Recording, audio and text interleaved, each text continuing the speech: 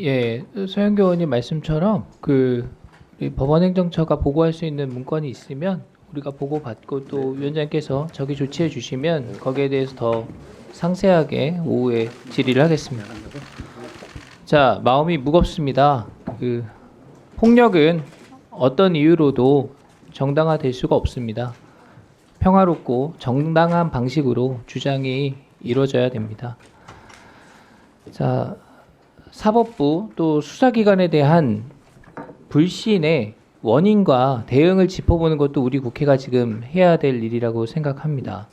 수사권 없는 공수처의 위법 수사 논란, 또 체포 구속 수사 과정에서 체포 구속 영장에 대한 관할 논란, 또 법원의 체포영장 형사소송법 특정 조항을 이미 배제했다는 논란, 또 헌재가 내란죄는 판단 안 하겠다 이런 논란. 이 과정에서 사법부와 수사기관의 한계가 드러났다 이런 지적을 많이 받았습니다. 지금 현직 대통령 구속이라는 초유의 사태를 두고 과연 이게 법리적으로 가능한 것인가에 대한 국민적인 의문이 큽니다. 장관 직무대행께서 한번 들어보시죠. 네. 헌법 제84조는 대통령은 내란 외환을 제외하고는 재직 중에 형사상의 소출을 받지 않는다 이렇게 되어 있죠. 네. 그래서 많은 분들이 막연하게 지금 내란 혐의 때문에 대통령이 구속됐나 보다 이렇게 생각을 하고 있는데요. 네.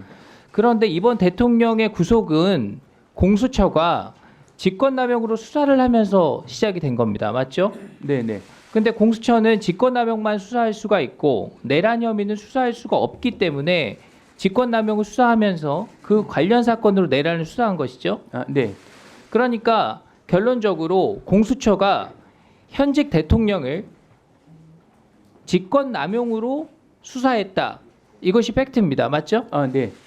그럼 여기서 쟁점이 발생하는 겁니다. 지금까지는 헌법 제84조에 대통령이 재직 중 소추받지 않는다는 그 조문의 의미를 기소가 불가한 사하고 그리고 기소가 불가하기 때문에 따라서 수사도 불가능하다는 의미로 주로 해석을 해왔습니다. 맞습니까? 기소가 불가능한 범죄에 대해서 수사가 가능한지에 대한 여러 가지 의견들이 있는 것으로 알고 있습니다. 맞습니다. 네.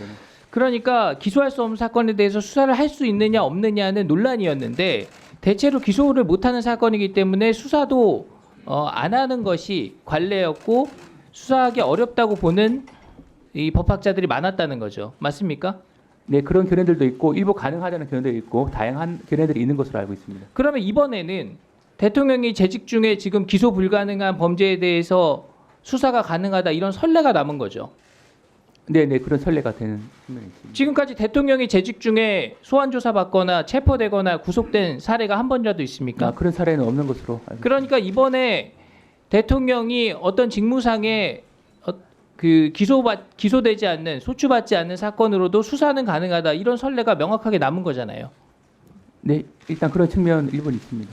그러니까 지금 앞으로도 현직 대통령도 모든 범죄 혐의에 대해서 수사는 가능하다. 지금 이런 결론에 도달을 한 겁니다.